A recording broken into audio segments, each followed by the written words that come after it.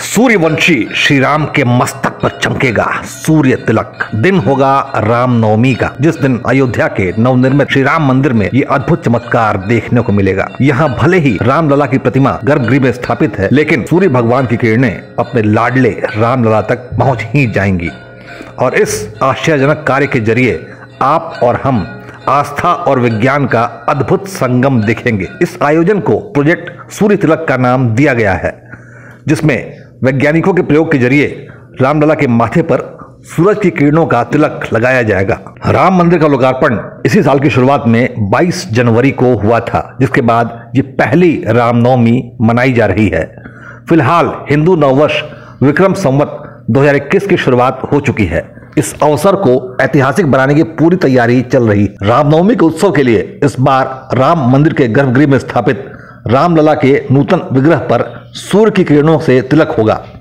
इस सूर्य तिलक के प्रबंधन और संयोजन का दायित्व रुड़की के सेंट्रल बिल्डिंग रिसर्च इंस्टीट्यूट के वैज्ञानिकों को सौंपा गया था, जिसके वैज्ञानिकों ने एक पद्धति विकसित की जिसमें मिरर लेंस और पीतल का प्रयोग हुआ है।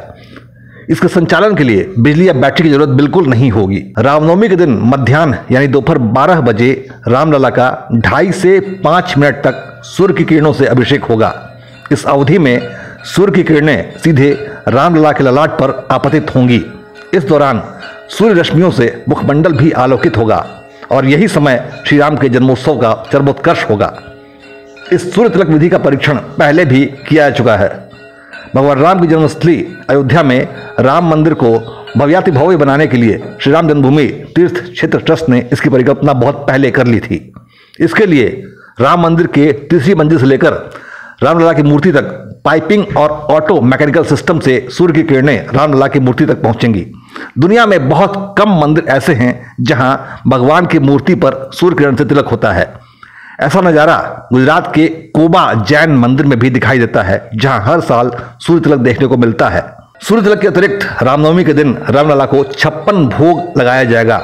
नवरात्र के पहले दिन से रामनवमी तक बालक राम विशेष प्रकार के वस्त्र धारण कराए गए हैं। उनको प्रभु के वस्त्रों पर मयूर तथा अन्य वैष्णव चिन्हों को रंग बिरंगे रेशम के साथ असली तारों से काढ़ा गया है। भगवान राम के वस्त्र खादी कॉटन से निर्मित हैं और वस्त्रों पर असली चांदी और सोने की हस्त छपाई की गई है। नवरात्रि के अवसर पर राम मंदिर में चांदी की चौकी पर कलश स्थापित किया गया है। 9 दिनों तक रामचरितमानस का पाठ भी चल रहा है। रामलला के सूर्य तिलक के लिए मंदिर के भूतल पर 2 दर्पण और 1 लेंस लगाया जा चुका है।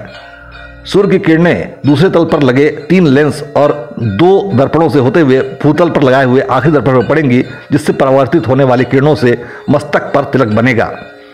ये सूर्य अभिषेक 75 मिलीमीटर का होगा। भगवान राम का जन्म सूर्य वंश में हुआ था। उनके कुल देवता सूर्यदेव हैं। शास्त्रों के अनुसार भगवान राम का जन्म नवमी के दिन दोपहर यानी मध्यकाल में अभिजीत मुहूर्त में हुआ था। तब सूर्य अपने पूर्ण प्रभाव में थे। इसीलिए रामलला के लिए नवमी तिथि के दिन विशेष सूर्य तिलक का आयोजन किया जा रहा है। उदय इंडिया के लिए अंशुमान आनंद की रिपोर्ट।